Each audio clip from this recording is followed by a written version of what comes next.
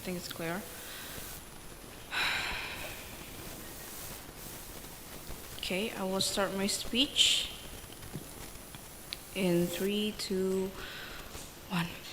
Okay, so in this motion, we are trying to push and fight the idea that it is much more better to fight for the economic reparations rather than the political reparations itself, right? In this world, we are trying to see that this will actually benefit all, the minorities as well as the majorities. The interest of actors, however, is that we are trying to see that the historically underprivileged, for example, the blacks, even the LGBTQ+, maybe even the Muslims which are living in America, right? So we are trying to see that pushing and fighting for economic reparations, it will actually benefit the minorities itself and as well as the majorities. The status quo right now, the urgency is that even with political participation, it doesn't really guarantee economic reparations. For example, when Obama became president, he became the first black president, right? However, even the minorities in America, the benefit isn't evenly distributed, right? Even politicians right now,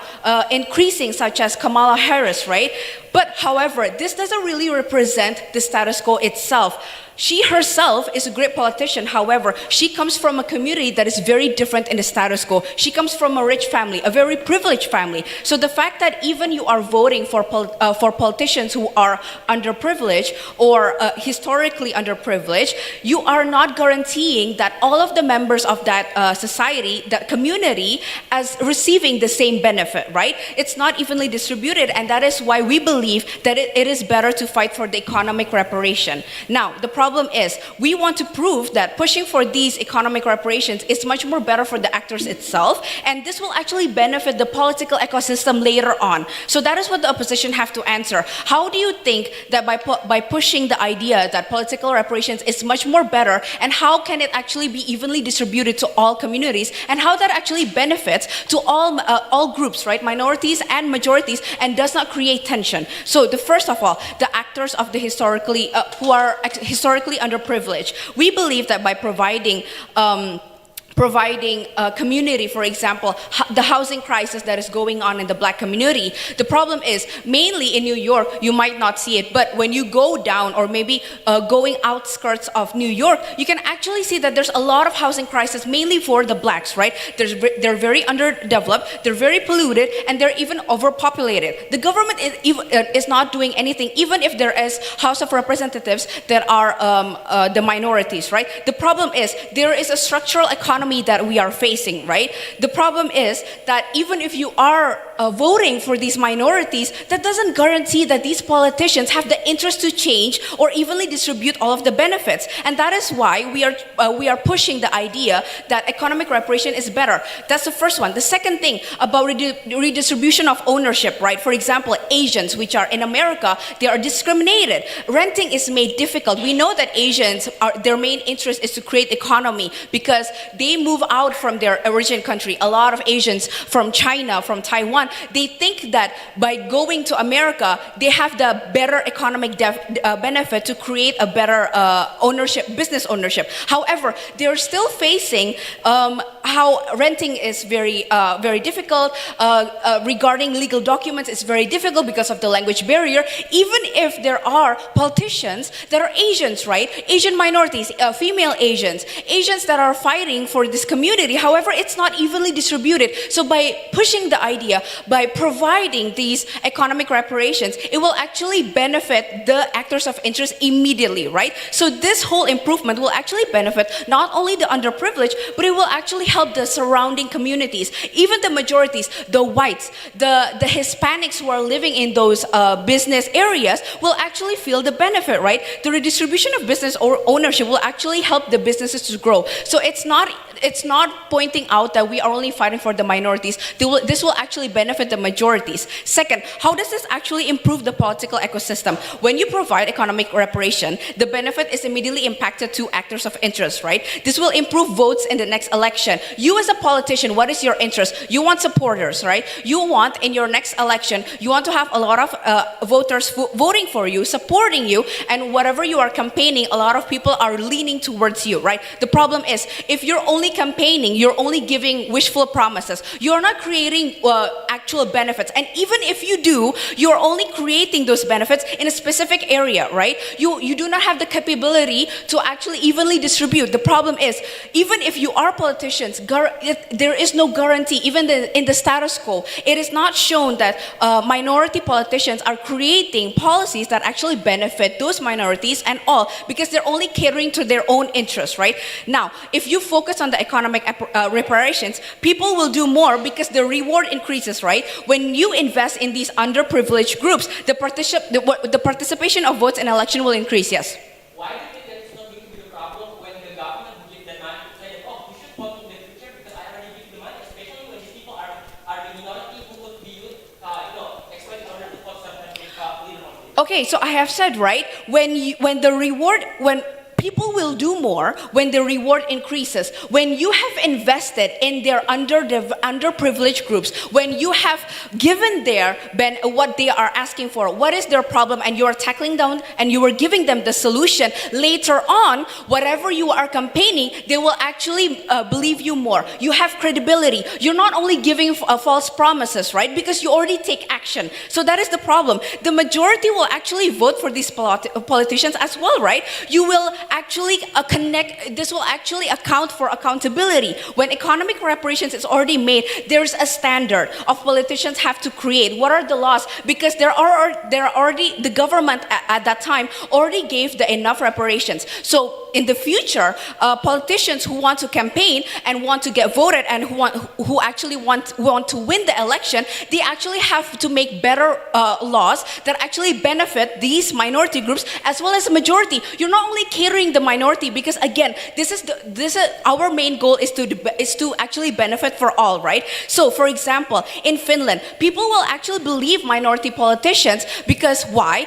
As the government, they're already providing beneficials and giving solutions to women who are single mothers, who are, trigger warning, who are actually recently sexually assaulted. You are actually giving more government support, right? So, for example, even Jokowi, by helping the Papua, you're giving economic incentive. After that, politicians who actually want to help Papua, there's already a standard. You have to give more laws and things that actually benefit the Papua more than Jokowi. We are proud to propose. Thank you.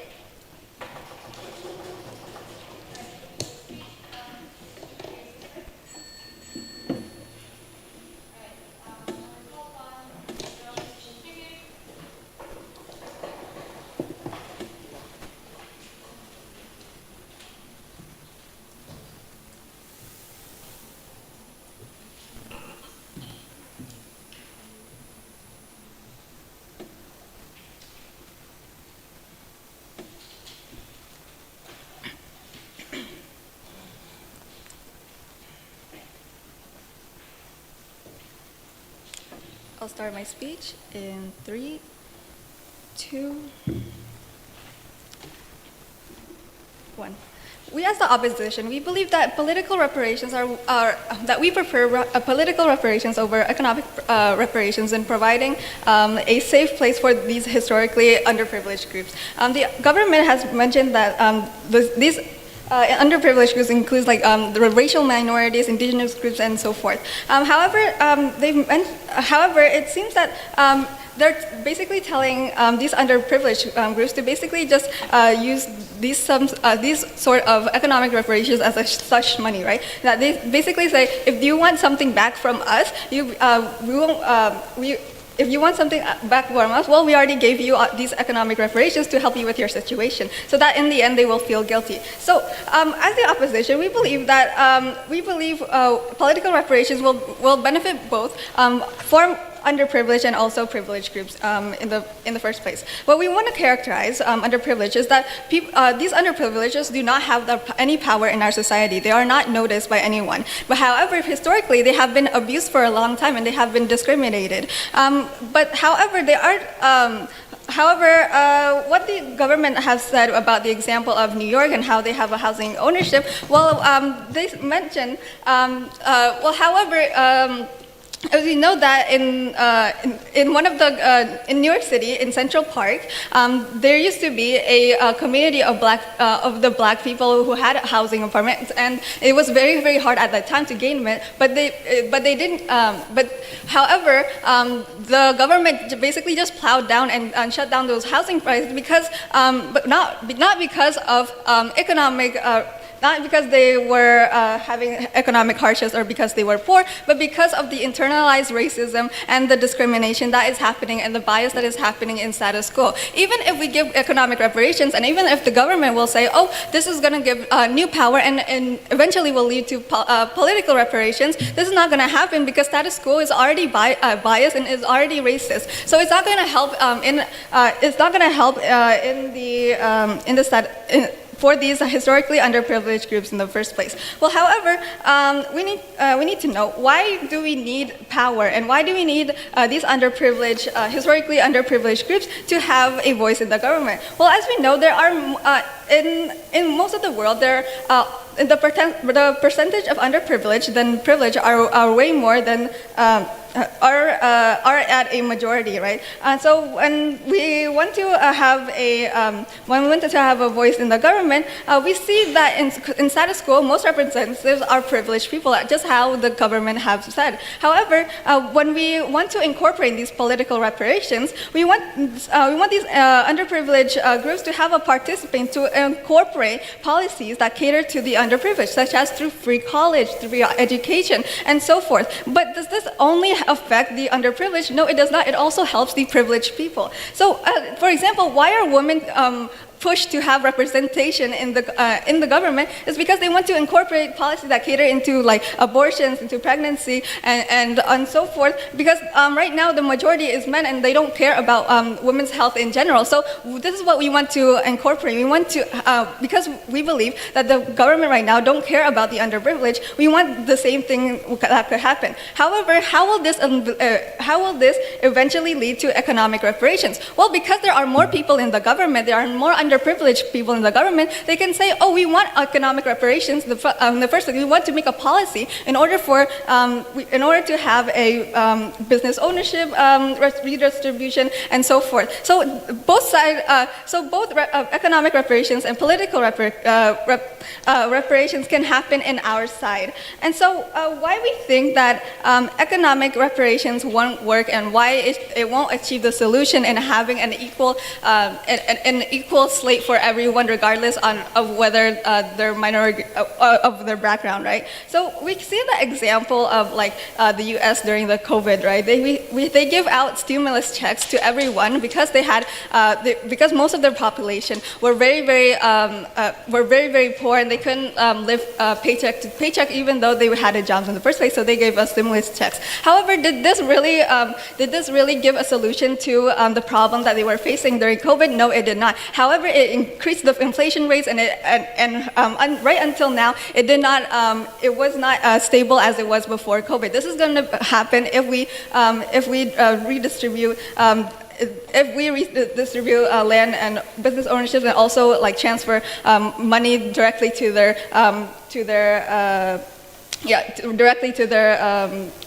business accounts. And so we believe that even, let's just say, like even if the Hispanics or the Asians have their business ownership, well, there's currently in the status quo, there's still Asian hate going on, right? And so even if they have even if in the law it already states that, we already have this economic reparations and that we should treat everyone equally, it's not going to be accepted for everyone in the first place. So, because this is not accepted in the first place, we need to have some sort of awareness from the representatives, and we need to have some sort of awareness from this society in the first place, because this is what's going to happen, and because people are already biased in the first place. So when what happens is, what will the underprivileged kids see if they have representation in the House of Representatives in many countries, well, they're gonna say, oh, we do have a place in our society.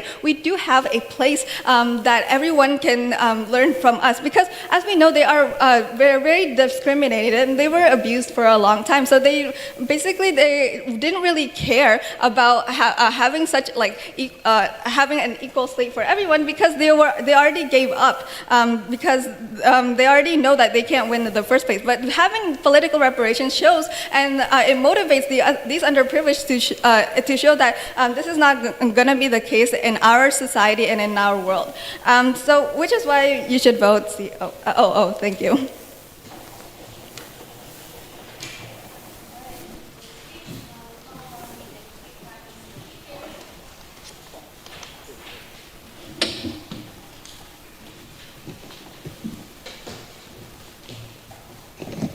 Yes. Oh, yeah.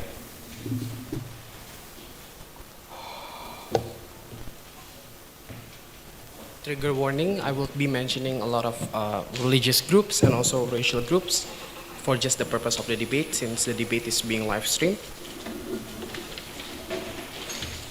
I'm going to start my speech in 3, 2, 1. Panels exactly understand that opening opposition models of creating awareness and so on and so forth is not in the spirit of the motion in itself, right? Because when we say about political reparations, you mean that you are giving a certain quota quantitatively towards a certain racial groups or towards a certain underprivileged group in the very first place. That is what's happening on the model in India, for example, when they give like 30% of political reservations towards the lower caste people in India to elect a candidate who came from the lower caste, for example. So it's not just about awareness opening opposition, it's also about giving. When you are giving quantitatively a certain number of seats towards a political group, but we say it doesn't happen, it does not translate to political participation for all the people who are in the ground. It does not reflect that the policy that they are making, it's going to be a good policy towards towards the minority groups that I'm going to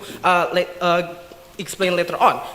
First clash, right? When they say about this historically underprivileged group is far too long. Let us identify why this historically underprivileged group has been crushed for so long. The reason why in the very first place is one, economics.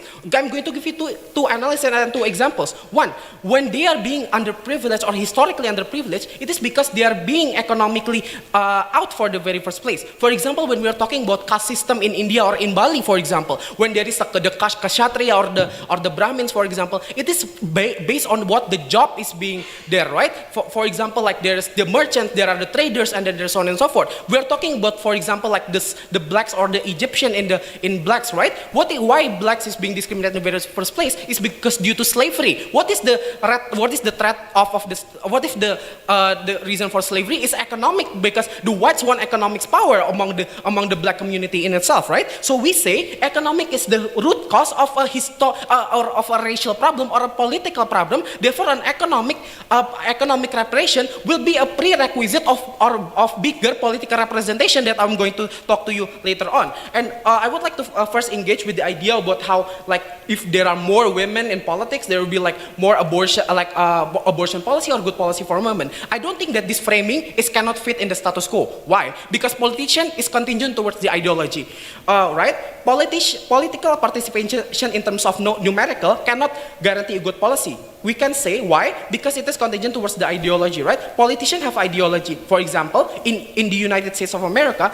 a lot of women are high records in parliament right now. Even in the Supreme Court of the United States of America, there are 4 women. But what happened? They legalized abortion. Why? Because most of the women are conservative. Therefore, we say it is when we say about political reparation, it is contingent also towards the number of voters, because the number of voters will still come from the majority groups, ladies and gentlemen. So therefore, even if in their side of the house where there are political seats, these women who want to contest in election still have to pander to the whites or to the conservatives. Therefore, the likelihood of them want to cater a policy coming from the women or to the black community will likely decrease when they got into the but even if yes, they go there in the parliament with a liberal idea, it doesn't translate to to good policy. Why? Because they still have to ask their subordinate. Who are the subordinates? It's still the white man. It's still Joe Biden. They need to still consent to Joe Biden. Can I vote for this particular policy? But Joe Biden will say no, because it's going to harm my position towards the white voters in itself, right? So therefore, their models of creating awareness is not just enough, right? Come to my extension, right? We say, why would we say prefer economic reparation over political reparation in itself? Economic reparation will uplift better underprivileged group in terms of the current crisis, especially what happened in the status quo. What we say is about post-pandemic recovery, for example, or the recession that is going on in the past 2 years, or maybe in the future pandemic, for example. That is the reason why, because there are no economic security among the black community or towards the people who in the slums of Mumbai, for example. They are getting hit worse during the COVID-19 crisis. That is the reason why a lot of people who died in the Bronx, or in the Bronx area, for example, is much more in the current during the COVID crisis, right? Because they don't have economic insecurity to support themselves during in terms of crisis, right? We also say that it is going to create an incentive for the majority people who are the whites, what will they think about when they see political reparation? Of course, they're going to feel criticized, and they will not feel sympathetic. Why? Because they will see like political reparation is often a tool, just a tool to pander to the black voters, right? Therefore, white people who are in the tops of the Democratic Party or the top of the Republican Party, let's say, okay, we are not going to advocate for good policy. We're just going to put a lot of black politicians, black conservatives, like Tim Scott in South Carolina, for example. So we say it's not going to create a change at all in the hood or in the slums of Mumbai, for example, right? It's going to just create change towards the politicians who are already rich, ladies and gentlemen. We also characterize to you who is this politician who is likely to contest, right? Yes, they might be historically underprivileged, but they are rich, right? Because they can contest election. Why they are rich? Because they have economic security. Therefore, I'll come to my next point, right? Why it's going to create Why it will create an increase of political participation even among the underprivileged group who are poor, who is in the slum of Mumbai, for example. We say prospective politicians, if you are someone who live in the hood and you say, I want to become a politician, I want to participate in the political process, but you cannot do that because you don't have money, you don't have any incentives, you don't know the apparatus of the Democratic Party. But with economic reparation in our models, in which like you will get first, you will likely being in a good state or being mental condition or comfortability of life. Once they become comfortable, they can contest election. They have the agency to actually contest an election without any political reparation. So we say that political participation will still happen in our side of the house also. But even if political participation wouldn't happen, but there is an incentive, right? What is it? Better living condition for minority in the grounds. It creates comfortability. You won't feel alienated with the other groups such as the majority. What will this translate? You might not contest election, but you will go into the ballot and vote, right? Because you will feel that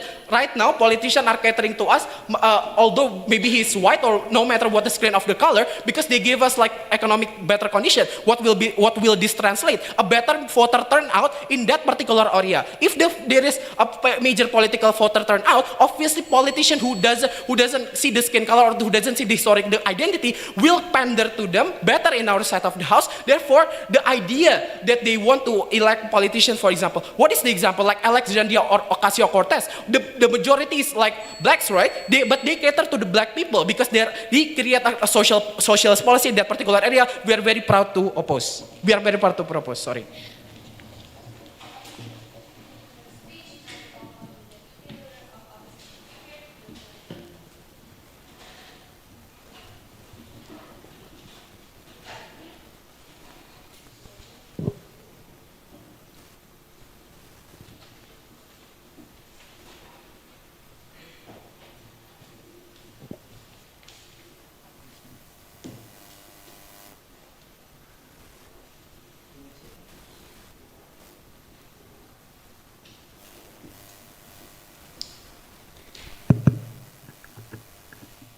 Trigger warning, I'm gonna be restless, I guess. Okay.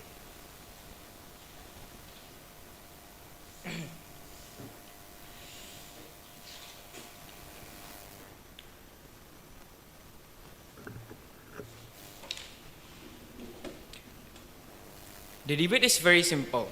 it is you need to compare two good that exist in the both scenario, right? But even before jumping to my argument, I'll take several rebuttal toward the statement that OG says. There is 5 rebuttal that I will explain to you. First is why this is could guarantee the economic growth, and the second is about the discriminated, and lastly, and the third is about the improved political system that they said, and the fourth. I would like to give a portrayal, and lastly, even if politicians have ideology, why this is okay. First thing first, why they said that this doesn't grow the economical growth. First thing first, the problem right now in our status quo right now, they have not enough representative in the parliament. Even if they have a representative, that is not enough because we need to add more because there is a lot interest that exists in the on the particular in the particular group, right? The policies need to support them because our status quo right now is not supporting or doesn't enough policy to supporting at the very least. The second things I will explain to you, even if they have a discriminate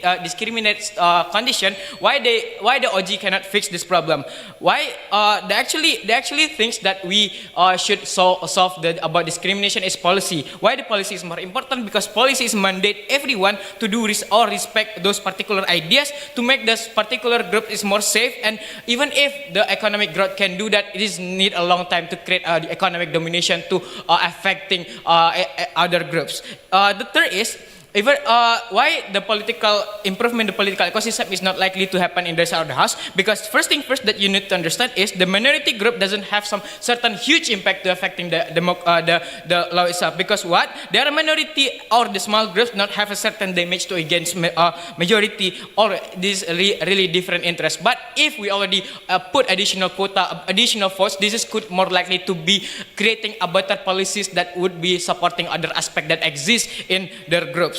I would like to give you a portrayal. What if the certain groups doesn't have policies but they have some economical growth? Notice that the Black American people doesn't have some good support policies, right? So what is likely to happen? They likely to move toward a certain bet from economical growth, such as drugs or gangs that would be harming to our government. So economic separation is maybe better, but it's harm the status quo, because at least we need to prepare them with a better preparation or better place that at least can guarantee them to grow. Even if the politicians have ideology, why this is good? Because the ideology could be represented as well. Even if those ideology doesn't fit with the small group, we think it's okay because we already have momentum to push the government. Remember the BLM cases, right? The global society already aware about what the condition of the certain groups. So this could be our momentum to give them to certain policies or the laws that make create a good policy for them, fix our government branding and maintain establishment to them, and at least the worst case doesn't happen in our side of the house. Two arguments I will explain to you. First, why this could be a benefit toward those particular groups. The second is why the economic reparation cannot work efficiently. First thing first, why this could be developed by the underprivileged minorities itself. Make sure that the purpose of the policies is make sure that are protected, right? The output, if you already get a certain amount of quota, additional votes, you already have some give certain damage or impact toward the policy, right? Meaning there are got tangible benefit by those particular groups. First is they can get a result by policies mandate to everyone. The second is policies is making it with need a long discussion on by the representative that is like from our status quo right now. So the result is they could be protected as well, and we showing we are care to them and show the government is absolutely part on them also. And the second is this is could creating awareness to every society, because the policy is exists right now,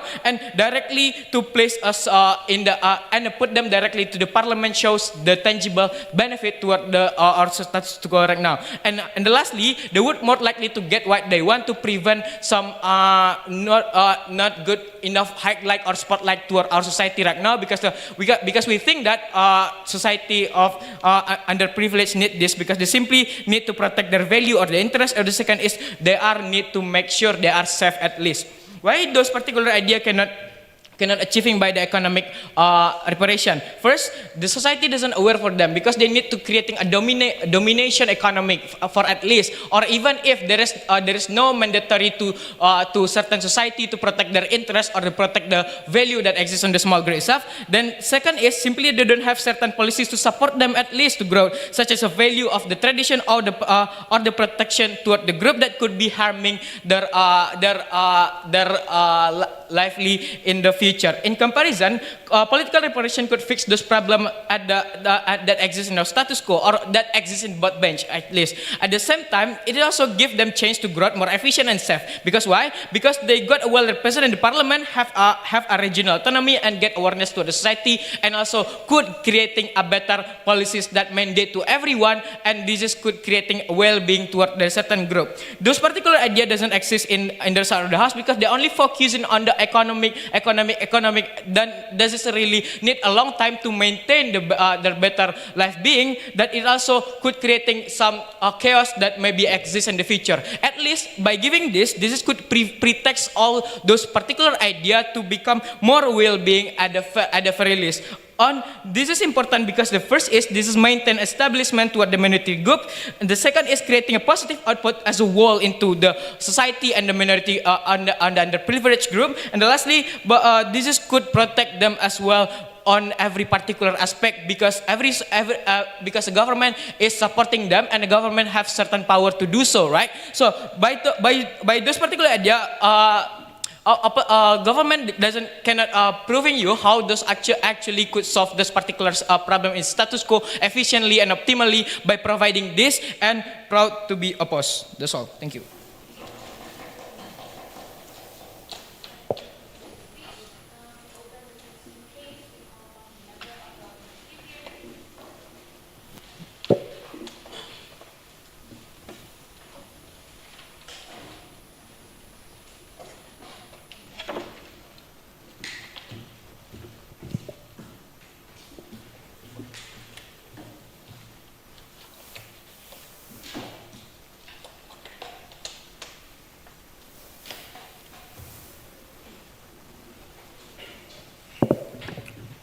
Gender pronouns he, him, or just address me as closing government. POI, please just stand up. No need to shout POI because it's going to interrupt.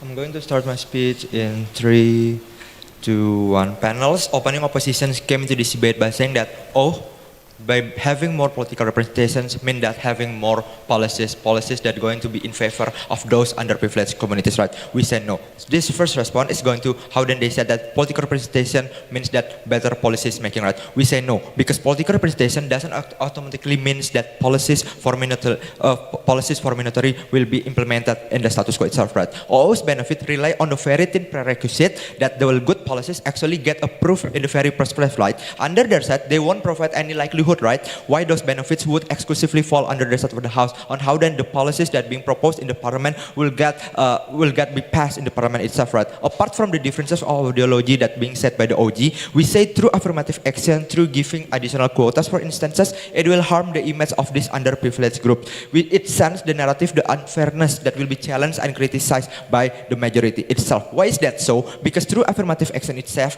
you send message and narrative to the society that those underprivileged come into the parliament because they're uplifted, because they're given those additional quota that makes them, the majority thinks that those underprivileged group, the representative of them in the parliament actually doesn't have enough capacity and skills that makes them deserve those positions itself, right? What will happen? They will say this is going to erase the essence of democracy, in which we say it will going to harm the image of the underprivileged group. But secondly, this is due to the affirmative actions, that is to say that they uplifted to actually came into the parliament, right? Hence, those proposed policy from this, for instances, underprivileged communities representative in the parliament won't likely to be passed and implemented at the end of the day. So all of the benefits that coming from the opening opposition shouldn't be bought in this debate, because at the very first place, they cannot give us any clear picturization and any likelihood on now how then this kind of benefits will actually be happen under the set of the house, right? So two things that we're going to talk in this debate for the contribution of the crossing government. Firstly, on how then the economical representation provides a betterment for both short-term and long-term benefits for the underprivileged groups. But secondly, on how then the political representation will create more backlash compared to the economical representations, right? So first thing first, regarding how then economical representation provides a betterment for both short-term and long-term benefits, right? For the short-term benefit, through economical representations, what will we give to the underprivileged group, right? We're going to invest in the community development. We're going to, for example, like fix and build up more facilities, for instances, such as road, school, providing more electricity, for instances. Because the problem in the status quo itself, because the underprivileged group live in a bad and also underdeveloped environment, right? Hence, we're going to provide them more accessibility, more facilities in order for this underprivileged group to improve their quality of life, right? More black kids, for example, they go to school. This group could enjoy and utilize public facilities that for a long time never been provided by the government toward this underprivileged group, right? Why this is important? Because this underprivileged group will have more opportunities. They can develop their skill, for instances, they can develop their personal value, they can participate in public discussion itself. They can jump into the public sphere that is dominated by the majority itself. When they jump into the public sphere that is dominated by the majority, they can introduce their culture, they can introduce their identity itself that will eventually eradicate the stereotype and discriminations that for a long time have been directed towards them. Why is it likely to happen? Panelists, we can see that how then the stereotypes and discriminations are due to the lack of empathy. They never actually the majority, for instances, they never actually interact with the underprivileged group, for instance. They only see in the news that, oh, the underprivileged group being hostile, they do such a demonstration, yada, yada, yada. By giving them opportunities to actually like develop their skill, their experiences, for instances, they will have this kind of opportunity. They will have that room of participation in order for them to jump into the public discussion, for instance, to introduce their culture. More majority, more white people, for instances, they will interact with the people of color, for instances. That makes them think that, oh, it will improve their sympathy and also empathy towards them. Because what they actually see in the news, for instance, the bad news that being shown in the television is not actually what the people of color looks like in the status quo itself, right? It will spread more empathy because at the end of the day, they will know the true identity that will, at the end of the day, will erase the stereotypes and discrimination in itself, right? But secondly, later on. But secondly, if we're going to talk about how then the political representations will creating more backlash, right? We think that both economical representation and political representation will create more backlash. But however, we say that political representation will create more backlash. Why is that so? Because through political representation, for instance, you provide them additional votes. Why is that harmful in itself? Because the majority will say that through this affirmative action, you are going to erase the essence of democracy itself. Because for instances, the black people itself, they will not get, for instances, for one black people, they will have 2 votes, for example. That is good. This will create an idea of unfairness that is to say will be directed towards this underprivileged group, right? But secondly, from the minimum quotas, for example, by just uplifted them to like enter the parliamentary itself, it sent a bad image towards this underprivileged group itself, because actually they came into the parliament not just because of their personal quality itself, but it's just because they're uplifted towards the affirmative action itself, right? Because at the end of the day, what people want to see that you go into the parliament because your quality and your capabilities, right? So all of the points regarding the policies will unlikely to happen under the rest of the house, because the majority will think that, oh, this minority, the underprivileged group, they just came suddenly into the parliament because even though they're having no quality and capabilities, hence this kind of the majority representation won't likely to vote for the policies that being proposed by the representation of the underprivileged group. But before 6 NPI. Why do you think that the corporate suddenly become good towards these people, meanwhile they are so minority?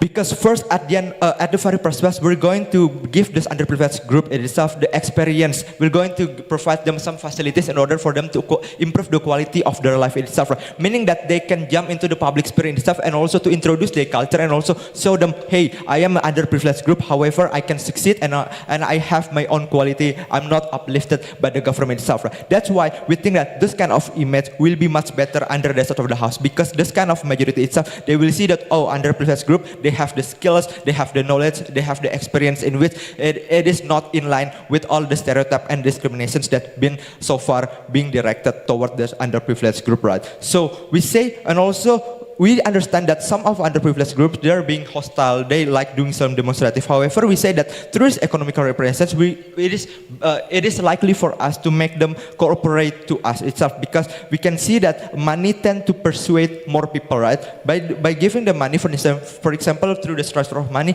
they will see that, oh, they get attention from the government. For instance, I have more public facilities, so yeah, I can cooperate with the government itself, right? So what you have exclusively under OO, we give you a likelihood regarding how then it will improve the image of the underprivileged group, but secondly, how then this political representation will create more backlash and will bring more harm than good to the underprivileged group. So proud to propose. Thank you.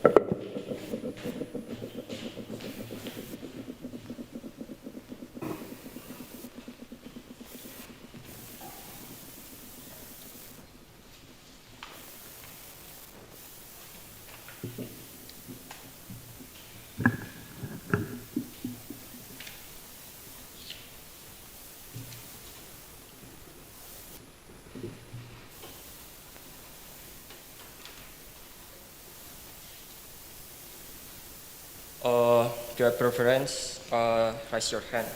I'm going to start my speech in 3, 2, 1. Hey, Ju, I think all the benches in this debate forget who actually is historically underprivileged group. They are the ones who are affected the most by the corporation manipulation, for instance, who are taken their land in order to make their own self-rich, but at the same time, destroy the land where these people are living, for instance. They never explain to us why suddenly given this money is called as a right or a fit reparation in that land. Because at the end of the day, when you just replace all the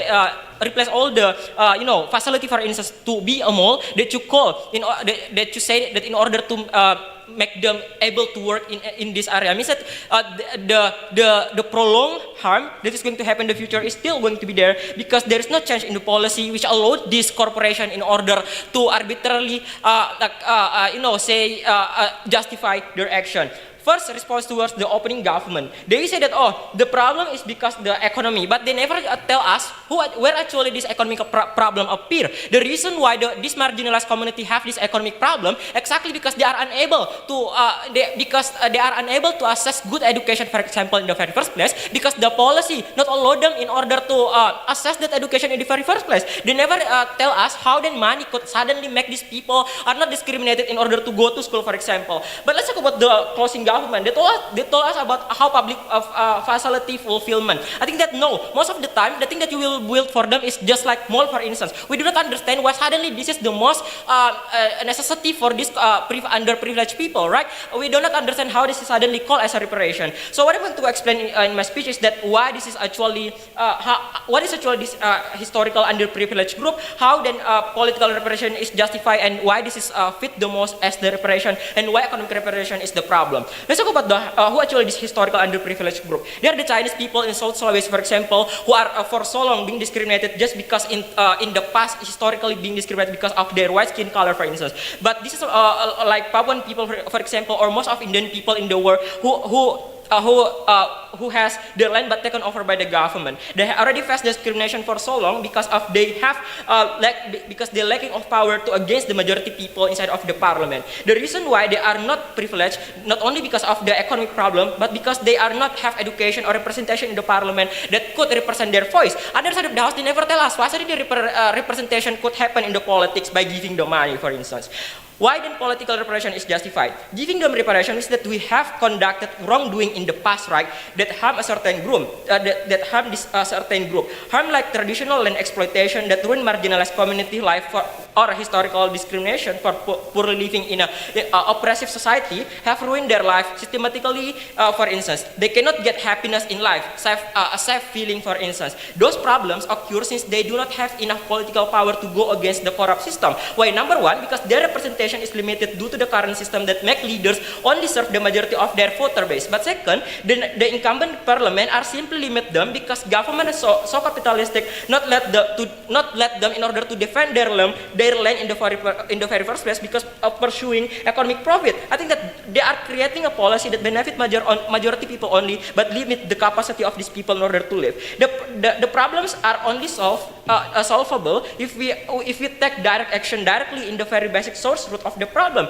It fits the solvency provided to you because the prerequisite for us for every problem, the case that happens at school, that is the corrupt policy, right? So how then we solve the problem? We give closure towards the society of these underprivileged people. After historically oppressed, right? It leaves a certain sorrow heartful in this community feeling. By giving them more political power or representation, it will send a narrative to them that for so long we have our people in the parliament among the elites, for instance. Finally, fellow black people tell our story after oppressed for so long, right? Future generation right now are able in order to live better life. In the government, heart feeling is bigger, even more, because giving them direct cash won't eradicate the prolonged discrimination feeling. Even worsen, because you are seen to be wanting to buy their voice. For example, even now their politician could easily say that, oh, we already give the money welfare for you, so you don't need to demand anymore but you as the oppressed society and the social movement, for instance. But second, we think that political reparation means that political power given to these people, right? Giving them additional votes means that their voters is much more stronger. They can live the most preferable candidate that fits their necessity. This is something that never been explained by the opening opposition. How then their position would work. Or more quotas in the parliament, for instance, means now they have more power to change the policy that for so long oppressed them, right? What is the likelihood for this? A, you have more fellows of discriminated people of this parliament who has the same interest with you. Why?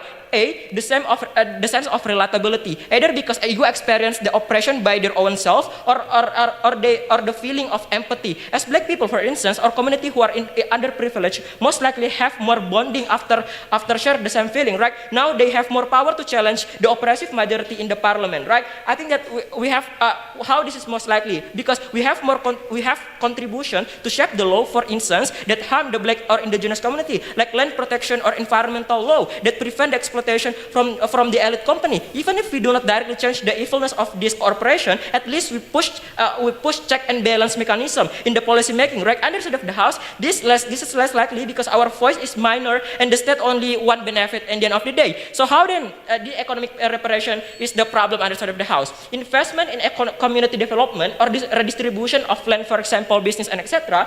This only benefit the corporate only. Okay, you want to invest or build facility, for example, but realize the corporation is so many oriented, right? They maybe tell you in the very first place, oh, we are going to serve you, or build a factory or giving you mall, for example, to work inside of this. But in reality, it is only enjoyable by the outsider who are not even indigenous community, like promising them as a worker in their factory, for example. By the end of the day, they require foreign worker because the profit target require them in order to do so, ladies and gentlemen. We say that second of all, not only benefiting the corporation only, but second of all, it's also going to more land exploitation, for example, which is harming the indigenous community for so long. Why? Because most likely, number one, you still have no voice in the parliament, but second of all, since they already give you money, means that you have less power in order to criticize, means that they are able in order to take over the land by saying that the motivation for this in order to serve you anyway. As other side of the house, political power will allow you to provide better education policy for these people, better which is allow you in order to have better income in the future. We are very proud to oppose.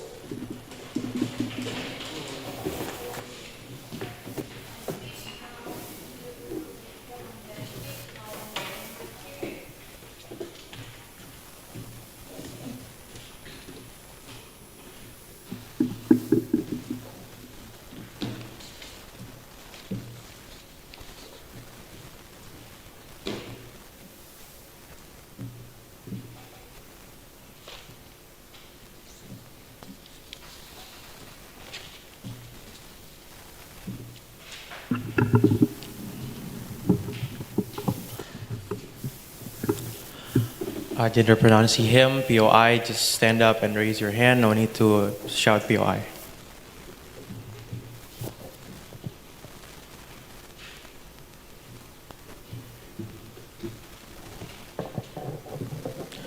Starting my speech in 3, 2, 1. Ladies and gentlemen, both opposition benches will lose this debate. Why? Because right from the start, as my first speaker has pointed out to you, they never give you any proof of the likelihood that the policies and benefits that they want to give would actually be approved in members of the parliament or voted in by the majority. Because like my first speaker has proved to you, those people are voted into office because of affirmative action, not because of objective qualities, but by subjective characteristics. So how can the already incumbent members of parliament can respect them, right? Because of the lack of respect, we believe that the benefits coming from both opposition benches will not actually be realized. And this is actually such a tragedy because my first member has pointed out this, and because of the lack of engagement by the closing opposition, we believe that they need to prove a much more better case on how the likelihood of the policies that they wanted to implement would actually be realized in the first place. Let's discuss what has happened in today's debate, starting off with opening oppositions. We believe that both have similar issues in which their cases focus on the benefits when you implement better policies, right? We believe that all of everything that they've said doesn't necessarily stand because they prove to you no likelihood. Now, let's actually discuss very few interesting points coming from closing opposition, talking about how we fail to understand why the opposition member think that closing government's case, when we talk about community development, we're going to build malls. We reject that premise because, as my member have comprehensively explained, that in our side of the house, we're going to build better roads, better infrastructure, renovate unproper homes, build better schools, provide better public facilities. That is the type of economic reparations that we want, besides from just giving them money. Now, they talked about how political representation will happen on our side. We will prove to that when I further out my substantive from my member. Now, one of their main points coming from closing opposition that distinctly differentiate them from opening, when closing opposition talked about the existence of evil corporations. We acknowledge corporations they make politicians their puppet, right? We believe on their side of the house, this will be much more dangerous because on their side of the house, the newly elected, underprivileged politicians, they are not there because of their objective qualities. They are not properly educated. They are there just because of their race, right? So they can still be easily manipulated by the evil corporations. So they need to prove to you how come the new politicians that are voted in just because of their race will not be influenced and manipulated by the evil corporations anyway. We believe that on our side, we will prevent this because of the political representation that is going to be coming on our side of the house. Those politicians that are minorities will be properly educated right from the start. So manipulation is less likely to happen. This argument also strikes down their analysis of existing check and balance. We believe that check and balance won't happen on their side of the house. Why? Because the manipulation and dirty politics will still exist, right? Especially since these new minority politicians are not properly equipped to handle the dirty politics and manipulation that could come from the majority. They need to prove to you how come the check and balance will still exist anyway. So we believe when they talk about the additional votes, this will make voting better and etc. My member has explained to you this will ruin democracy. Why is this bad? Because this portrays a very bad image on the underprivileged groups. This will incite many riots and demonstrations, and so it will drastically increase the hate and discrimination towards the underprivileged groups. That is why we don't want this. We want to build safety right from the ground. That is why we're going to do that through education, through community investment. Now, let's talk about what closing government wants in today's debate. Now, right from the start, we believe that when you talk about economic reparations versus political reparations, both has benefits, right? What we believe that our side of the house, we're going to provide you more benefits, short term and long term, and on their side of the house, they're going to have so much more harms, as we will explain that later on. Extending from what my member has explained to you, when we give give economic reparations. Besides, even if we only give them money, why is this beneficial? Because we want to characterize that underprivileged groups, they are mad because of the generational poverty that they experience, right? This does make them more hostile in the status quo because of the discrimination, etc. So we believe that in our worst case scenario, when we only handing them money, this will at least persuade them to be less hostile, because we believe that money can easily influence people. And talking about the long-term effects, right? When you invest in their communities, build them better homes, better schools, better public facilities, why is this very much good? Why? Because when they have good education, the underprivileged groups as of right now, they are only contained to specific areas, right? In their underprivileged areas. When those areas are developed and they get good education, they can get more opportunities to actually explore and reach out into the other areas, into the majority areas, because now they are properly educated. And why is this good? This will be a better image, and this will lead to less stereotypes because of the fact that the majority are now frequently more interacting with the underprivileged groups that are now coming out from the underprivileged areas. When you have these frequent of interactions, you build empathy, and through empathy, those majority will have less stereotypes and less likely to discriminate, because now they know actually the person, so they don't just judge you based on the color of your skin anymore. And that is why this is going to increase political representation in any way, because when these underprivileged groups, when they're properly educated, want to join the political sphere, run for election, they can have votes from the majority, because the mindset of the majority has now been changed through the amount of underprivileged groups that are now interacting. So when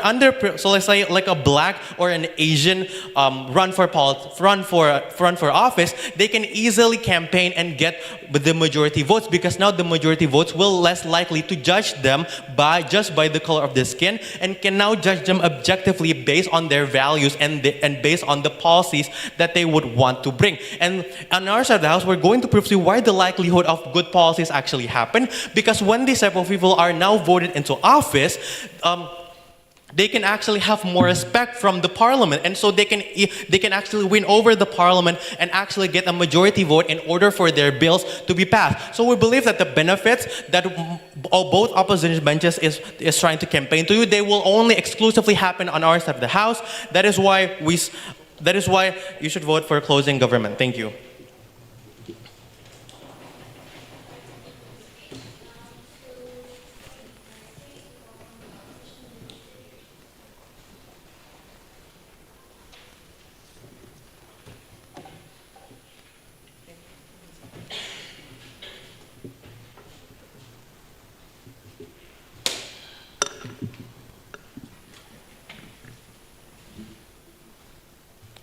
Wait, let me set up my paper and my timer.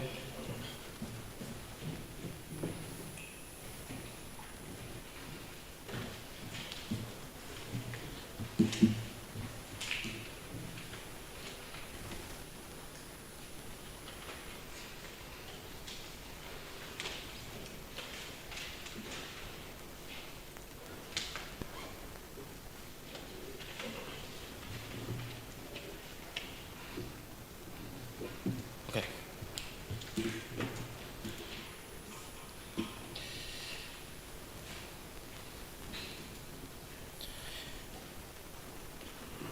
I'll start my speech. I'll start my speech in 3, 2, and 1. Judge, I think the entire opposition case should be loosened under two circumstances. The firstly is that they never explained to you the likelihood why then suddenly, by having this economic, would just delete the entire historically underprivileged who have been for so long time. They have been discriminated. They cannot enter a school. They cannot enter into a parliamentary system. They cannot make a policy for the minority so that the minority can get a better access, can get and make a better equal rights for the minority, for example. And also, the minority don't have any idol, for example, into pursuing their dream, for example. They never explain to you why then suddenly the economy can change that. In our side of the house, we are going to explain to you why those things happen. But before that, I think I'm going to basically just rebuilding the case and going to do a rebuttal. So firstly is that I'm going to doing some kind of rebuttal, especially towards the OG, because I think this is very, very crucial. So in the first point, when they basically just said that one of the examples that they bring is basically when the Obama in America are making this illegal abortion, but minorities still, it's not catering towards a minority because minority chose an illegal abortion, but they don't get this policy, for example. I think this is the first thing, is that it's invalid, since now a minority getting a representations, like for example in Obama care, like anything, the African American in parliamentary, or many African American become a minister, for example, and giving more African American schools or more African American policy so that they get an equal rights, for example. But second of all, I think they never explain to you how they analyze why these kind of examples actually happen in the very first place. Because like in America, their focus is basically only in terms of economy. Like for example, making Obamacare, that's why they have the lack of representation for this economy, and that's why the economy to begin with is also sucks. So this means that by actually giving the economy also going to just destroy at the end of the day the representation of the minority. That is why the only thing is that not in terms of economy but in terms of political.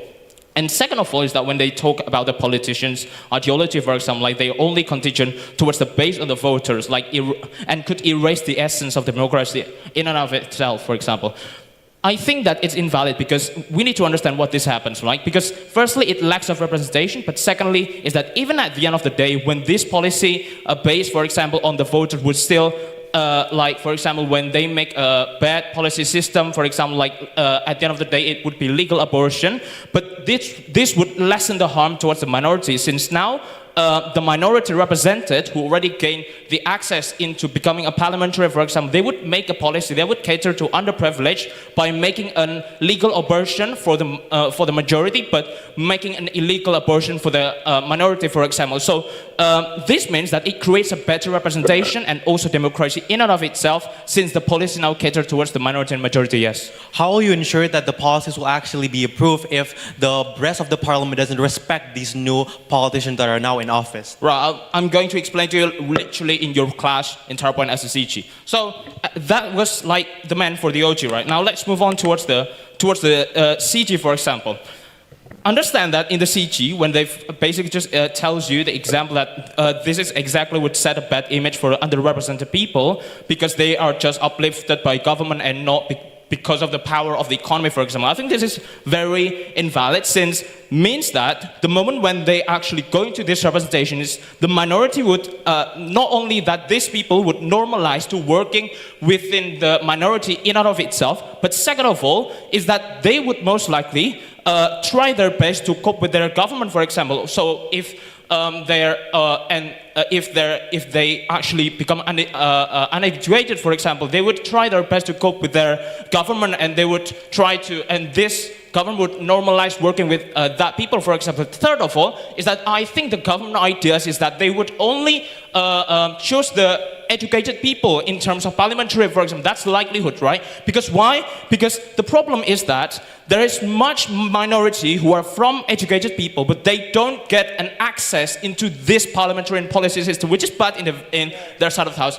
They never explain to why those things are bad, right? And second of all is that in terms of like money can buy everything, for example. I think this is very harmful when they said that money can buy everything simply like that, right? Because these minorities would most likely do bad things, like, for example, bribing. Now that they have economic power, now they gain political power, for example. So in our side of the house, this would not happen because they most likely is that the minority would less likely to do this, since first, they don't have the power to begin with. So that is why, secondly, instead of actually bribing, for example, what they do is that they would making a progress, like for example, creating a better, good performance, better policy system for this underrepresented. So in their side of the house, it would lead into much worse policy, exactly because in their side of the house, they only like making this money and powerful, and those would bribe and etc., which would create a worse image in terms of this, in terms of like making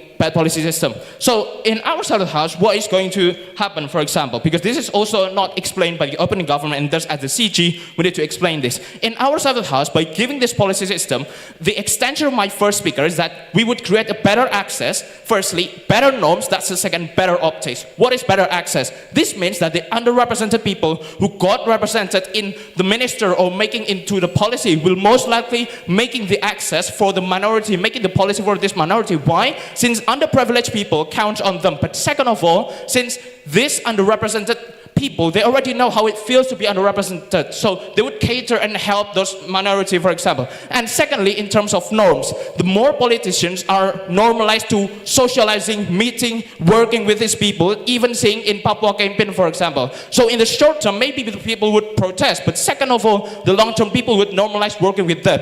And third of all, in terms of optics, the more people, the more underrepresented, educated people, minority people, they can have their role model starting from now, enjoying to the political system exactly because we're already giving them a quota to join into policy system. That means that more representation in political spectrums means it creates a more policy and economy redistribution in the begin with, because currently right now in the framing is that the current corporate, for example, is being held by the majority. So the only way is that to making the policy that would oppose these people. So then what they would do is that they would create a better economy. Like for example, there is much more people from minority who can get into economy, for example, or who can become a senior into economy. And because of that, we create a better system.